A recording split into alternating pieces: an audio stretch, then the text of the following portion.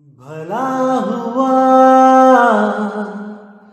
मेरी माला टूट गई,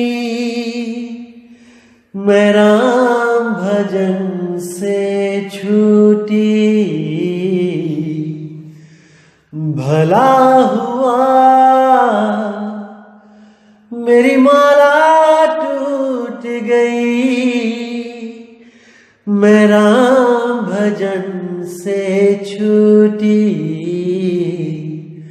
मेरे सिर से टली बला, भला हुआ मेरी माला टूट गई, मैं राम भजन से छूटी। मैं राम भजन से छूटी। नमस्कार मेरे प्यारे भाइयों, मेरे परमात्मा के प्यारे जीव हंसों। मैं हमेशा परमात्मा से यही अरदास करूंगा कि आप सब मेरे भाइयों का विवेक पहले से ज्यादा और ज्यादा और ज्यादा बढ़ता ही जाए, और ऐसा कोई काल का दूत ना हो जो आपको 1% भी भ्रमित कर पाए। एक भी काल का दूत नहीं बख्शना हमने, सबके अज्ञान को खोल के रख देना है, ताकि आने वाले समय में कोई भी काल का दूत अपना दांव ना खेल पाए, इन परमात्मा के जीव हंसों को उलझा ना पाए। ऐसी ज्ञान की लहर चला देनी है कि एक एक जीव इस मूल ज्ञान को समझ के परमात्मा को जानने की कोशिश करे, परमात्मा तक पहुंचने की कोशिश करे, और अपने इस अनमोल जन्म को बर्बाद ना कर पाए, बल्कि सत्य सार को जानकर इस जन्म को सफल कर जाए, ताकि 84 लाख जन्मों के बाद जो ये इंसान जन्म मिला है इसका भरपूर लाभ ले सके। गलती से भी अगर इस जन्म में चूक हो गई तो मेरे भाई अगली बार कोई आपका साथ नहीं दे पाएगा। आज जितने ये काल के दूत आपको भ्रमित करने में लगे हैं, इसके पीछे बहुत बड़ा राज है। कबीर साहब ने कहा था, जहां कबीरा करे गुरुआई वहां निरंजन द्वंद मचाई, कि जहां पर सत्य का प्रचार होगा, जहां पर सतगुरु सत्य कबीर के मूल ज्ञान की बात चलेगी, वहां पर निरंजन अपना खेल खेलेगा। वहां पर काल के दूत पूरे जोर शोर से विरोध करेंगे उस मूल ज्ञान के प्रचारक का, उस मूल ज्ञान के दाता का। इसीलिए मेरे भाइयों, आज सब के सब इस मूल ज्ञान के खिलाफ बोल रहे हैं, इस मूल ज्ञान को झूठा सिद्ध करने में लगे हैं, और वो भी केवल वाणियां दिखा दिखा के। जैसे मैंने 103 नंबर सत्संग जो मैंने कल भेजा था, उसमें आपको मैंने दिखा दिया कि नीर शीर का निबेड़ा कैसे करना होता है। क्या जरूरत थी सतगुरु को ऐसी वाणियां बोलने की जिनको अपनी ही वाणियों के द्वारा काटा गया? वो केवल इसीलिए था मेरे भाई, ताकि काल के दूतों के हाथ वो मूल ज्ञान ना लग पाए। चाहे वो मूल ज्ञान लिखित में ही क्यों ना हो, वो काल के दूतों के समझ ही ना आए, और काल के दूत केवल उन वाणियों को दिखा दिखा के अपने आप को सतगुरु घोषित कर दें जो पवित्र ज्ञान है, जो जगत ज्ञान है, जो बच्चों का ज्ञान है, जो विवेकी पुरुषों का ज्ञान है, वो अलग है मेरे भाई। हम केवल उस मूल ज्ञान को समझा रहे हैं जो विवेकी पुरुष ही समझ सकते हैं। जो अकल में अभी बच्चे हैं वो इस ज्ञान को नहीं समझ सकते। वो केवल उन वाणियों का तर्क लेके चलेंगे जिन वाणियों को निम्न लेवल का बोला कबीर साहब ने। जो छोटी क्लासों की किताबें हैं ये उनको लेके चलते हैं, और हम केवल और केवल मूल ज्ञान विहंगम योग को लेके चलते हैं। तो क्या उसमें डिफरेंस है, आज आपको और बताया जाएगा। आज आपको इंगला पिंगला सुषमना का भेद खोला जाएगा कि कबीर साहब ने क्या बोला इंगला पिंगला सुषमना के लिए। क्योंकि कई लोग आपको भ्रमित करेंगे कि देखो कबीर साहब की वाणियां भरी पड़ी है कि गंगा जमुना के बीच में जाना है, इंगला पिंगला के बीच में जाना है। मेरे भाई, वाणियां लिखी गई हैं, वो इसीलिए लिखी गई हैं ताकि काल के दूत पूरा जोर लगा दें ये समझाने में कि इंगला पिंगला सुषमना में ही जाना है। लेकिन उन काल दूतों को ये नहीं पता कि कबीर साहब ने मूल ज्ञान भी दे रखा है, जिस मूल ज्ञान को समझ के पिछली पढ़ाई को छोड़ के वो जीवहंस अगली पढ़ाई करने चला जाएगा। तभी उसको मुक्ति मिलेगी जब वो इंगला पिंगला से ऊपर उठेगा, सुषमना नाड़ी से ऊपर उठेगा।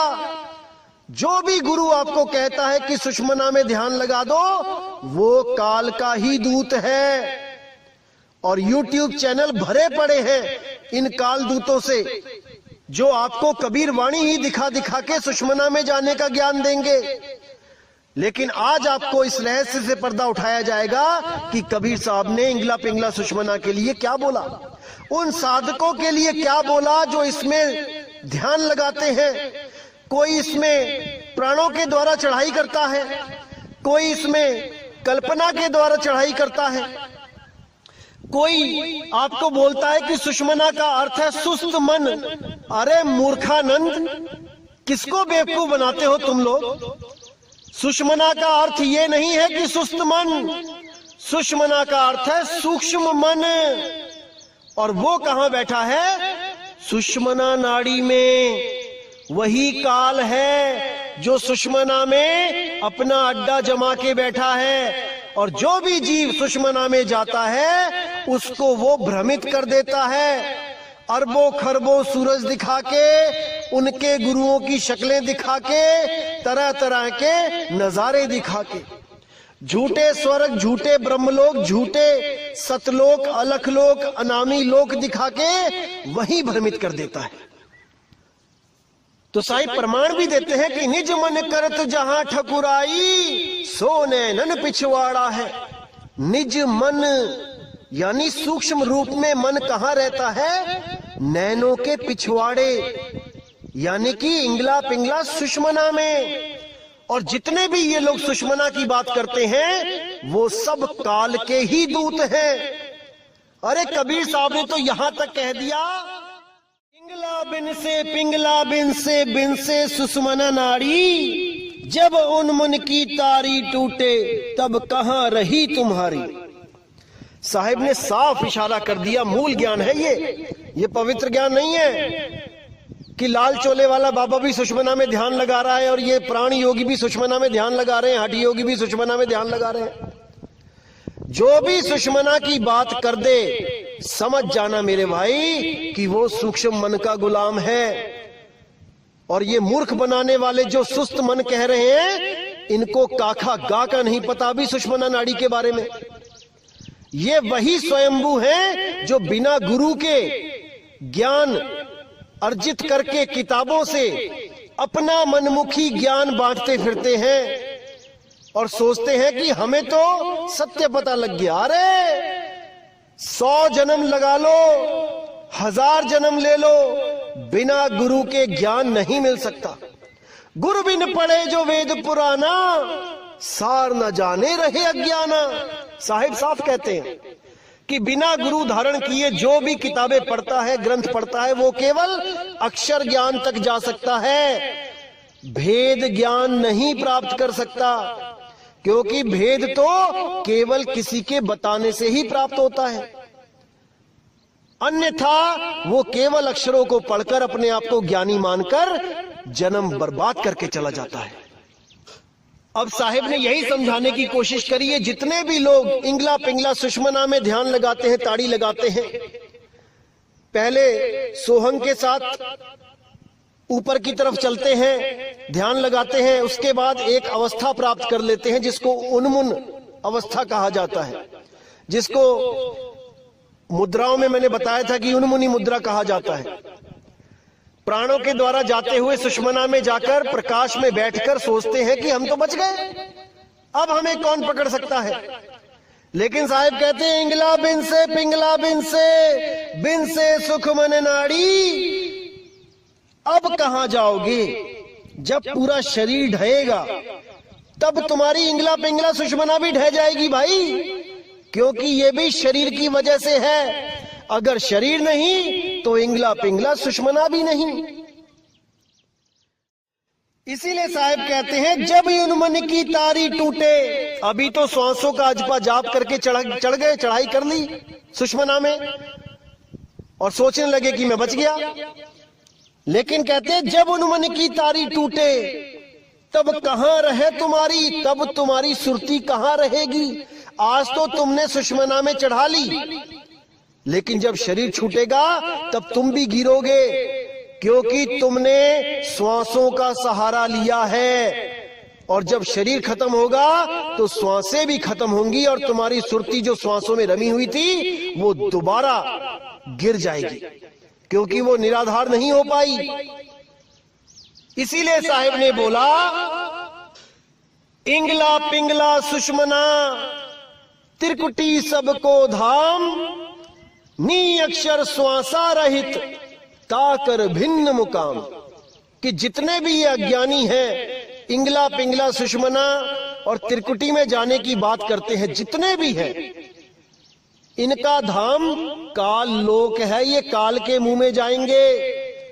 लेकिन नी अक्षर श्वासा रहित, उस नी अक्षर की जो साधना करेगा, जो श्वासा रहित, जिसमें श्वास की जरूरत नहीं पड़ती, वो केवल सुरती के द्वारा प्राप्त किया जाता है। नी अक्षर श्वासा रहित ताकर भिन्न मुकाम, उस मुकाम को, उस भिन्न मुकाम को बिरले जीव पहुंचेंगे, बहुत कम लोग पहुंचेंगे वहां तक। बाकी सब के सब इसी त्रिकुटी में इंगला पिंगला सुषमना में जाकर भ्रमित हो जाएंगे, उस काल के मुंह में चले जाएंगे। तो इन भेद की बातों को कोई भेदी सतगुरु ही बता सकता है, ये आम जीवों के बस की बात नहीं है मेरे भाई। और मुझे तो हैरानी होती है कि ये लोग कितने रंग बदलते हैं। पहले ये लोग कहते थे कि श्वासों के बिना बात नहीं बनेगी, श्वास ही सार है, सोहंग ही सार है। अब हमारे सत्संग सुन सुन के अब कहने लगे हैं कि वो सार शब्द एक रस है, वो बदलता नहीं है, वो एक धुन है। और कौन सी धुन बता देते हैं आपको? जो आप कान बंद करके या फिर 2 ग्लास अपने कानों पे रख लेना, दोनों ग्लास कानों के ऊपर जैसे ढक्कन लगाते वैसे रख लेना, एक आवाज आएगी आपको झिंगुर की तरह, जो टूटेगी नहीं, लगातार चलेगी। या फिर ये लोग कहते हैं कि किसी बंद कमरे में बैठ के, जहां बिल्कुल सुनसान हो, टीवी ना चल रहा हो, रेफ्रिजरेटर ना चल रहा हो, ये ना हो, वो ना हो, वहां जाकर ध्यान लगाओ तो एक आवाज चलेगी जिसमें कोई आवाज नहीं है, कोई नाद नहीं, कोई बिंद नहीं है उसमें, कोई ये नहीं, कोई वो नहीं। ऐसा भ्रमित करते हैं ये लोग। अरे भाई वो ईथर है, ईथर, जिसको 5वां तत्व आकाश तत्व बोला गया है। और इसी झिंगुर की आवाज को जो लगातार चल रही है, इसको ओंकार बोला है वेदों में। पूरे ब्रह्मांड में ये आवाज हो रही है जिसको उन्होंने ओंकार घोषित किया। इसी आवाज को सुनकर योगी जपी तपी सन्यासी भ्रमित होकर इसी 3 लोक में रह गए। ये सार शब्द नहीं है भाई, सार शब्द 3 लोक से न्यारा है, सार शब्द 3 लोक से न्यारा है। कि श्वास ऊपर चढ़ाई तो सोहंग, बाहर छोड़ी तो ओम, या श्वास ऊपर चढ़ाई तो को, नीचे छोड़ी तो हंग। मेरे भाई श्वासा मुंह से भी ली जाती है। जब आपको जुकाम होता है, दोनों नाक बंद होते हैं और 2-3 दिन तक आप परेशान रहते हो, सांस तक नहीं आती, तब आप मुंह से सांस लेते हो। अगर परमात्मा श्वासों में है तो मुंह से जो श्वास ले रहे हो परमात्मा उसमें भी है। आप वहां से सिमरण करके दिखाओ, कहां चढ़ोगे बताओ। तो मूर्ख बना रखा है इन दुनिया वालों ने, इन कालदूतों ने। आपने भ्रमित नहीं होना है मेरे भाई, आपने भ्रमित नहीं होना है। आखिर श्वास, उस श्वास का मतलब क्या होता है, आज आपको मैं भेद बताता हूं इसका।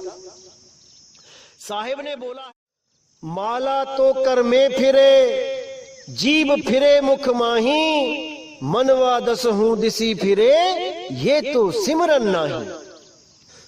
इसका मतलब ये है कि साहिब कह रहे हैं कि माला तो कर में फिरे, माला हाथ में पकड़ ली और घुमा रहे हो 108 मनके की।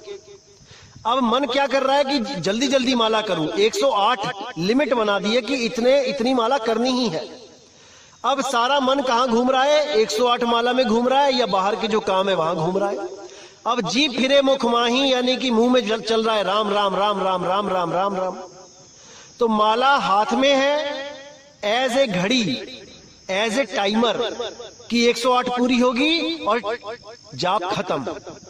एज ए टाइमर यूज किया जा रहा है माला को, याद रखो, इस बात को ध्यान दो। माला से जाप का कोई मतलब नहीं है। अगर माला ना हो तब भी जाप हो सकते हैं, लेकिन आप फिर कोई और विधि अपनाओगे 108 गिनने के लिए, उंगलियों पे गिनने लग जाओगे। तो कहने का मतलब है कि माला अलग है, जाप अलग है। माला नहीं भी होगा, जाप तब भी होंगे, चाहे वो उंगलियों पे होए, चाहे वो और किसी विधि से होए। तो माला अलग है और जाप अलग है। बिना माला के भी जाप हो सकता है। आप बिना माला लिए जाप करो, राम राम राम राम राम राम राम जपते रहो शाम तक, माला की जरूरत ही नहीं पड़ेगी। माला केवल इसलिए ली जाती है कि आपको पता लग जाए कि 108 हो गए हैं कि 1008 हो गए हैं, और माला का कोई रोल नहीं है। इसी तरह जब श्वासों की बात आती है तो कबीर साहब ने बोला है कि माला श्वास उश्वास की, फेरेंगे निज दास, 84 भर में नहीं कटे काल की फांस। अब यहां पर साहिब ने बोला है कि तुम माला फेर के टाइमर लगा लिया तुमने, ये तो तुम ऐसे कर रहे हो जैसे एहसान कर रहे हो परमात्मा पे कि मैंने इतनी माला फेर ली तेरी, मुझे मुक्ति चाहिए। अरे मेरे भाई, जब तक आप लिमिट में उसको याद करते हो, जब तक आपकी सुरती कहीं और भी जाती है, आपकी सुरती भटकेगी। इसीलिए अभ्यास के लिए साहिब ने बोला कि 24 घंटे 8 पहर सुरती को वहां स्थिर करो, उसका सिमरन करो। इसलिए उन्होंने श्वास उश्वास बोल दिया माला की जगह। माला भी टाइमर है, श्वास उश्वास भी टाइमर है। माला खत्म हो जाती है लेकिन श्वास उश्वास सारी उम्र चलता है। ये केवल एक संकेत है कि 24 घंटे सिमरन करो, 8 पहर सिमरन करो, ना कि श्वासों पे सिमरन करने लग जाओ कि माला के अधीन ही हो जाओ कि माला है तो सिमरन है, माला नहीं तो सिमरन भी नहीं। मूर्ख बना रखा है इन लोगों ने। अब साहिब कहते हैं, श्वास श्वास में नाम ले, व्यर्थ सांस मत खोए, अब ना जाने इस श्वास का आवन होए ना होए। वो तो स्वयं कह रहे हैं, पता नहीं सांस आएगी ना आए। इन श्वासों में जब तक ये श्वास चल रही है नाम जप ले। आज तुमने नाम लिया, कल को तुम्हारी मौत हो गई तो एक दिन में तुम कितनी श्वासें कर लोगे? 21,600 सांसें हैं। 21,600 सांसों पे नाम जप के क्या तुम्हें मुक्ति मिल जाएगी? मिल जाएगी तो बता दो कि 21,600 सांसों में मैं नाम जप लिया तो मुक्ति मिल जाएगी। लेकिन अगर सुरती शब्द को पकड़ ले, वो एक पल में भी पकड़ सकती है भाई। अगर वो एक पल में भी उसको पकड़ ले तो वो मुक्त है, उसको बांध नहीं सकता कोई। अगर उसको एक बार भी अनुभव हो जाए तो वो अपने घर का रास्ता जान जाती है और वो इन तत्वों को छोड़कर हमेशा के लिए चली जाती है। इन श्वासों की गुलाम नहीं है वो कि श्वासों पे माला जपे 21,600 पर डे के हिसाब से। साहिब क्या बोलते हैं, इसको अच्छी तरह समझ लो मेरे भाई। बार बार नहीं समझाने वाला मिलेगा कोई, इस चीज को अच्छी तरह समझ लो। साहिब ने इशारा भी किया है कि श्वासा की कर सिमरनी, श्वासा को तो सिमरनी का रूप बताया है कि जो सिमरनी है वही तेरी सांस है। सिमरनी यानी कि जो हाथ में माला घूम रही है वो सिमरनी कहते हैं उसको। तो श्वासों को सिमरणी का रूप बताया है कि सिमरणी और श्वास को एक समझो। श्वासा कीकर सिमरणी, कर अजपा का जाप, यानी उसका जाप कर जो अजपा है, जिसको जपा नहीं जा सकता। उस नाम का सिमरण कर जो जाप नहीं है, जो सोहम ओहम नहीं है, वो अजाप है।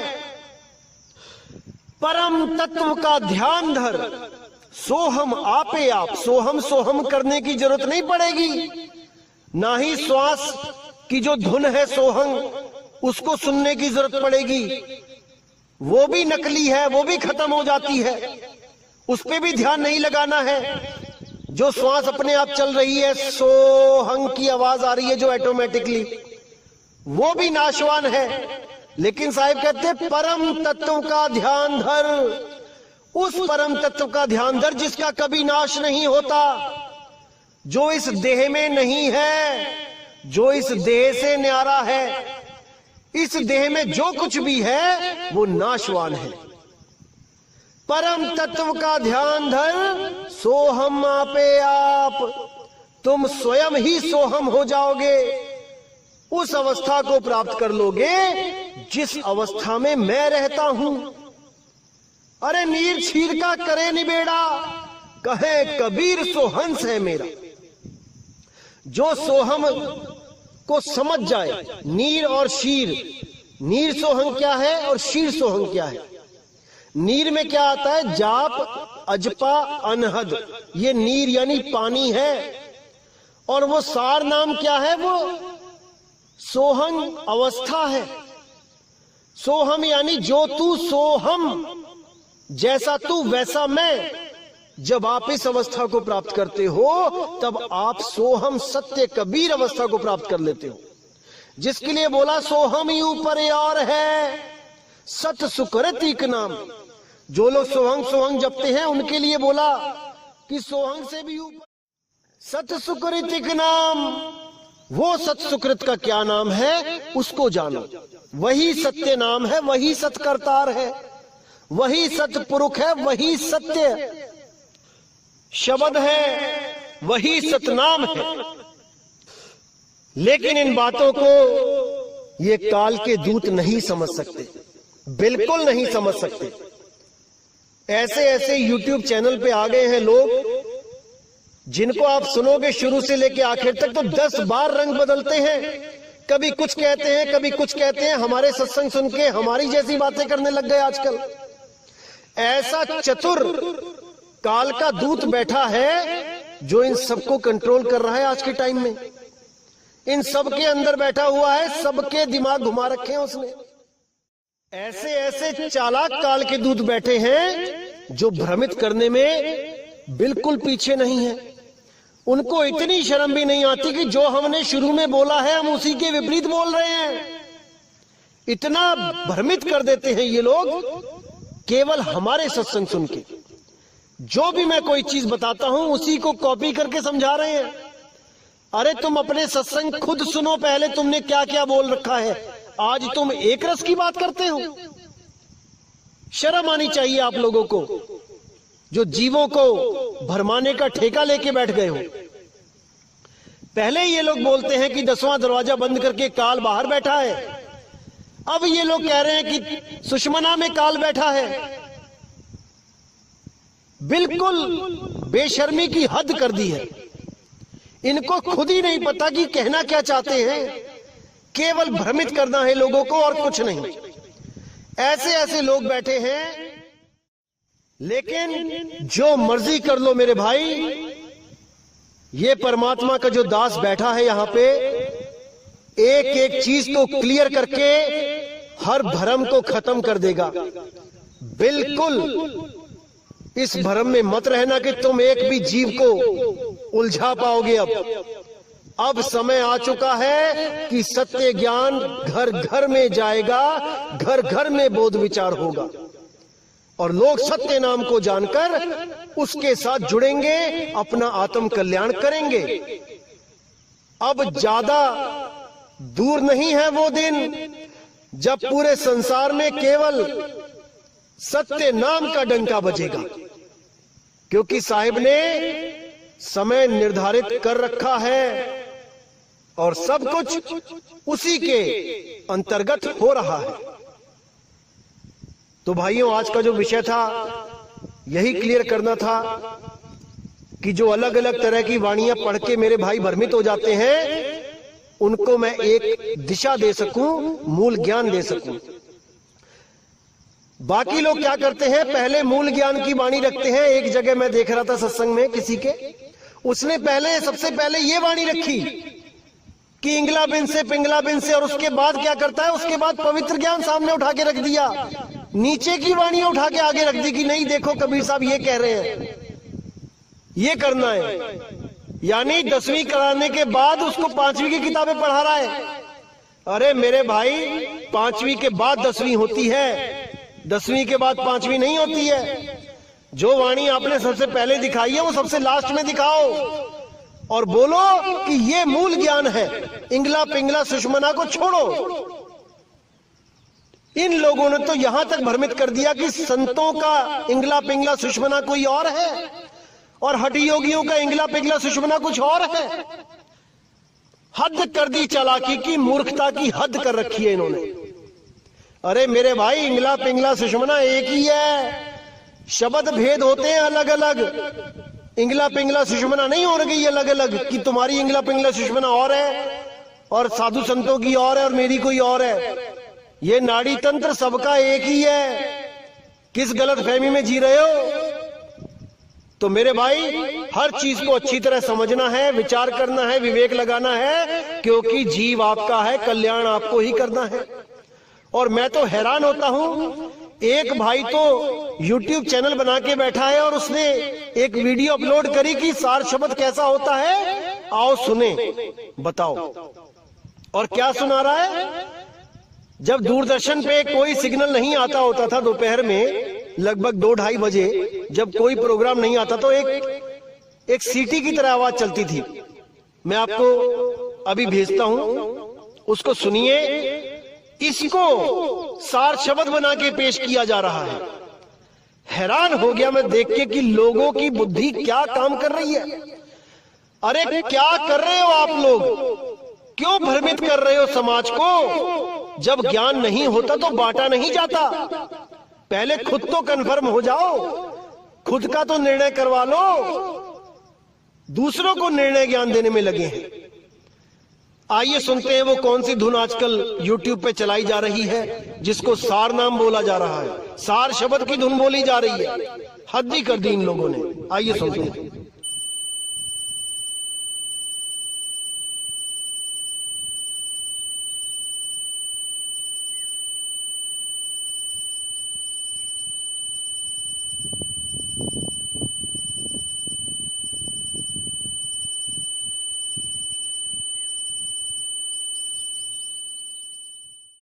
अब बताओ इन लोगों का क्या होगा? क्या दिशा दे रहे हैं ये लोग समाज को? फिर तो मेरे भाई, रेडियो में कोई सिग्नल ना आए तो उसको सुनो और मुक्त हो जाओ। जब मैंने ये वीडियो अपने गुरु भाइयों के ग्रुप में सेंड करी तो एक भाई ने बहुत अच्छा जवाब दिया कि भाई, जब कान पे कोई जोर से थप्पड़ मार दे तब भी यही सुनाई देती है कि तब सार शब्द उसको मिल गया और उसका मन दौड़ना बंद हो गया। ऐसा कान पे सार शब्द दिया कि मन भटकना बंद हो गया, स्थिर हो गया। तो ऐसे ऐसे लोग पड़े हैं समाज में जो भ्रमित करने में बिल्कुल भी शर्म नहीं करते। और सार शब्द कबीर साहब का मूल मंत्र क्या बता रहे हैं ये भी सुना देता हूं आपको मैं, ताकि कल को आप भ्रमित ना हो जाएं इन काल दूतों के चक्कर में। आइए सुनते हैं क्या मंत्र है इनके पास जो कबीर साहब कहते हैं कि हमेशा जपो। आइए सुनते हैं। आत्मा है, आत्मा है, आत्मा है, आत्मा है, आत्मा है, आत्मा है, आत्मा है। अब बताओ इन लोगों का क्या होगा? मैं तो हैरान हूं कि ऐसे ऐसे लोग भी पड़े हैं भारतवर्ष में। ऐसे ऐसे लोग पड़े हैं, हद हो गई, हद। अरे आत्मा है करके आत्मा मिल जाएगी क्या? ऐसे तो दुनिया में कोहिनूर भी है, पारस भी है, तो लग जाओ जपने। पारस है, कोहिनूर है, मिल जाएगा क्या? पता नहीं क्या सोच के लोग ज्ञान बांटने लग जाते हैं। खैर मेरे भाइयों, आपने भ्रमित नहीं होना है।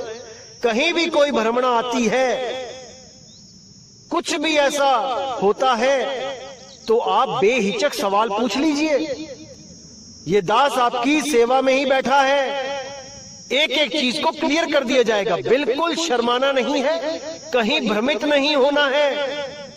बहुत कुछ बोलते हैं दुनिया में लोग, लेकिन सत्य कोई एक बोलता है। इसीलिए मेरे भाई बिल्कुल हिचकिचाना मत, हर सवाल का जवाब मिलेगा। सवाल पूछो तो सही। तो मेरे भाई, आज के सत्संग से आपको समझ जाना चाहिए कि मूल वाणी और पवित्र वाणी में क्या फर्क होता है, और साहिब ने कहां पर किस भाव में क्या बोला है, ये आपको समझना पड़ेगा। क्योंकि ये काल के दूत आपको भ्रमित करने में पीछे नहीं है। ये वाणियां दिखा दिखा के ही भ्रमित करते हैं। लेकिन अगर आपने मूल ज्ञान का विवेक वाणी समझ ली, फिर आपको कोई भ्रमित नहीं कर सकता। तो इसी के साथ दोस्तों मुझे विदा करें। जय गुरु बंदी छोड़ वैराग साहिब, जय गुरु बंदी छोड़ साधु शरण साहिब, जय गुरु बंदी छोड़ बाबा मदन साहिब, बाबा गरीबदास साहिब, बाबा नानक जी। जय जय सतगुरु बंदी छोड़ कबीर साहिब की सदा ही जय हो, सदा ही जय हो मेरे मालिक की साहिब बंदगी सतनाम।